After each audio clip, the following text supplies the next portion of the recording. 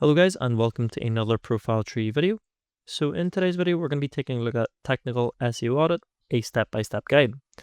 So without further ado, we're going to go ahead and get started.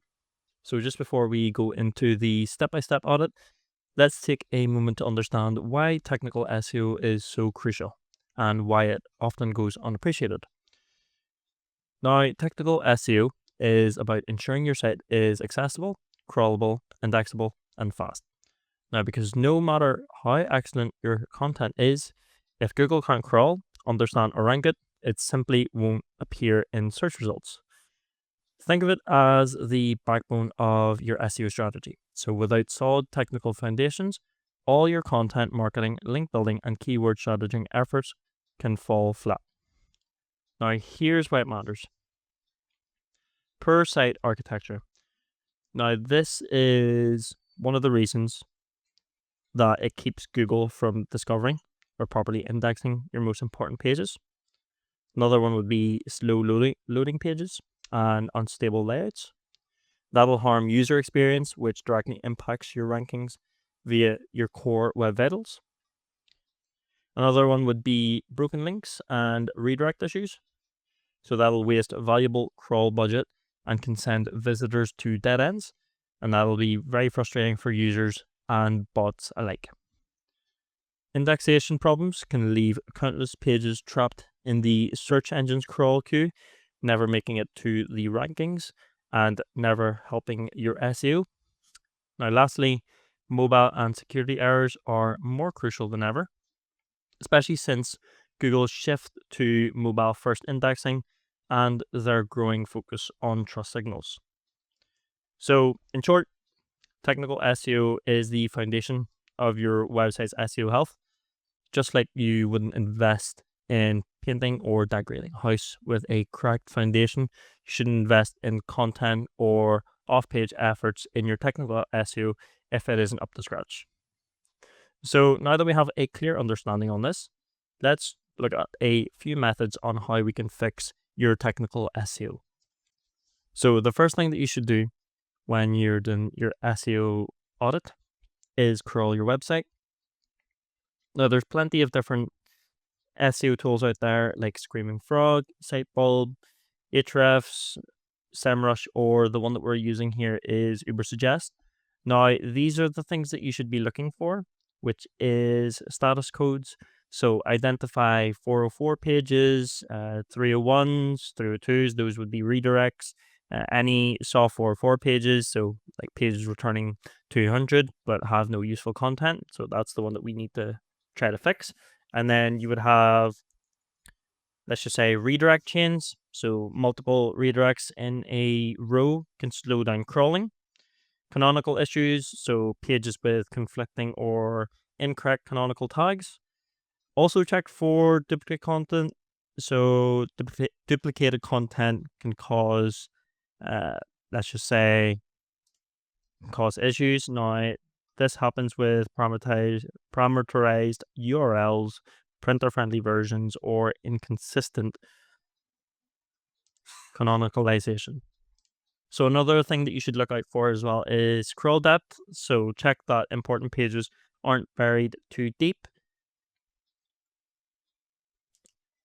And just a little tip, so export the crawl and prioritize based on error type and page importance. So broken links on high traffic pages, that'll be an urgent fix.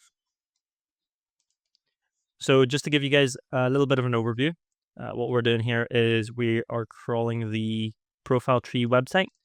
Now, at the minute, it is currently 33%, but this will give us an idea on what exactly is going on with the website. Now, if I will just cancel this crawl for a minute, and we'll just go back to the main project or domain, you'll see here that we had crawled one. Now it's given us SEO issues, which has 42 pages with low word count, 227 pages with duplicate meta descriptions.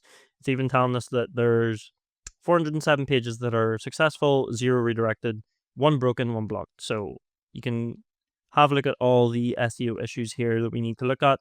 The minute these have a high SEO impact with the low word count, duplicate meta descriptions, the duplicate title tags, one page being blocked, and 119 pages with a long load time. Now, pages with a long load time could be caused by some things like, let's just say, images that haven't been compressed or not embedding videos and just uploading them directly to the website. So that's what will cause that's some of the few causes as to why you have a long loading time. Now, as well as the SEO issues here, what's really important with the site audit is to check the site speed. So you have to worry about two parts to this. One will be the desktop and one will be the mobile version, but let's focus on the desktop first. Now, the purpose of the site speed, of course, is to improve loading speed, interactivity, and visual stability. There are other tools out there, not just Ubersuggest, but there's Google Page Speed Insights. There's also Lighthouse. The way you would check Lighthouse is by right-clicking. You'll get a little pop-up where you can select Inspect. And then all the way to the top here, you'll have an option for more tabs. And then it'll drop down which says Lighthouse. So then you can generate a Lighthouse report. So that'll just take a minute just to fully load. I'll just skip ahead once it's done.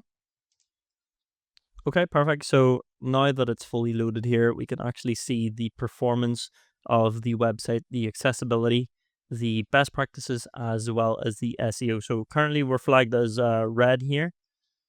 So this is basically some of the issues and metrics that we have. But of course, to get a better insight on it all, you can also use the likes of Ubersuggest or SEMrush or Ahrefs just to overview your audit.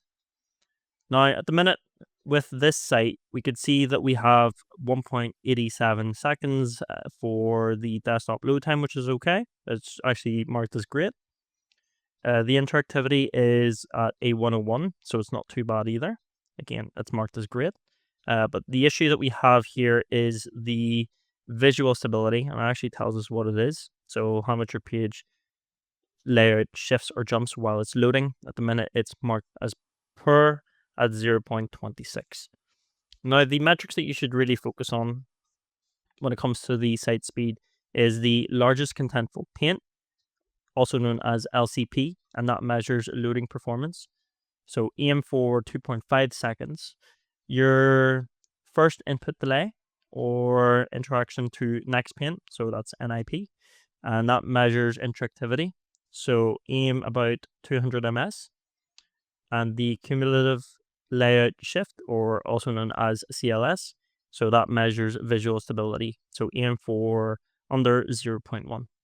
So actions that you can take for this, as I mentioned before, is to optimize image sizes. So just like we've mentioned here with the long load time, you can optimize the images to, or the image sizes to WebP or an AVIF file.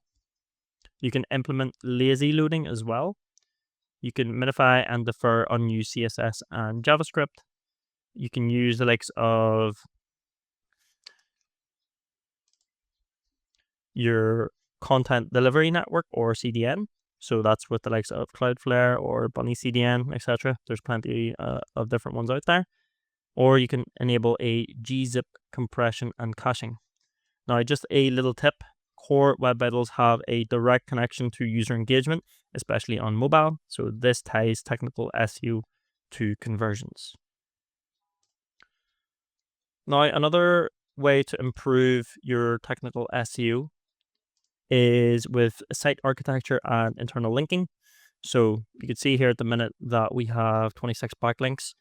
Now, just because we have 26 backlinks doesn't mean that, okay, maybe these backlinks are valuable or some of these might not be valuable.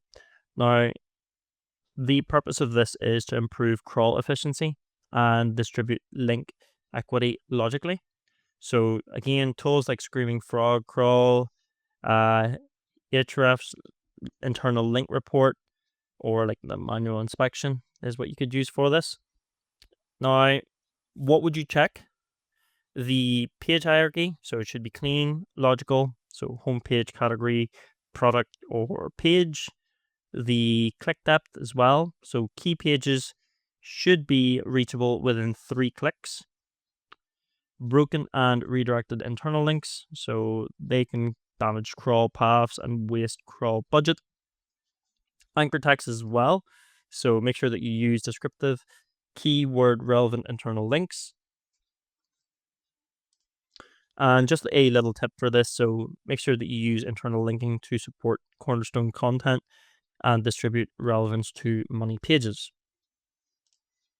Now, overall, to have a very successful SEO, you have to make sure that you keep on top of your data. So that's with the keywords that you're using. So currently there's 485 organic organic monthly traffic for this one, with 76 organic keywords. Now, a way that you could boost this up is by using blogs or by updating your pages as well to have these specific keywords. But do make sure as well that you don't overwhelm the audience by adding too much content in. So there has to be a bit of a balance with user experience as well as your content. Now, once, of course, you've done everything that you need to in terms of SEO, you need to regularly monitor and report any issues. So set up automated monthly audits, again, using Ahrefs, SEMrush. You can even use Ubersuggest, several different platforms out there. So monitor Google Search Console as well. Again, that will give you a fair idea. So I'll actually just bring it up here. So Google Search Console. Again, it's free to set up with it. You can have it enabled for any website.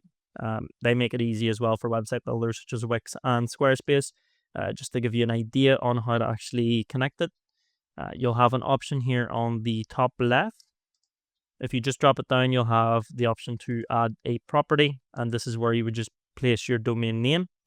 Now, what this will do is, once we have provided a domain name, it'll give us, or it'll tell us to put down a record into our DNS, and that will enable us to link the Google Search Console and the website together.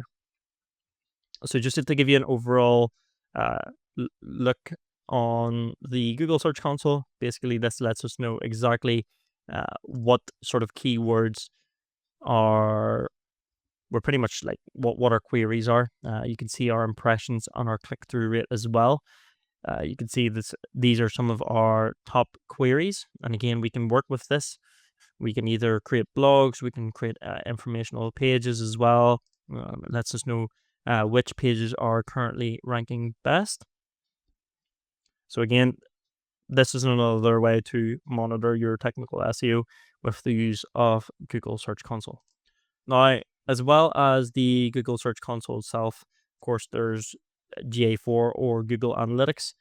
Another one as well is the use of course, checking to see if there's any site changes. So if there's any new pages, any migrations or plugin updates, even small changes can break things. So you want to make sure that you're looking out for this when you're monitoring the website.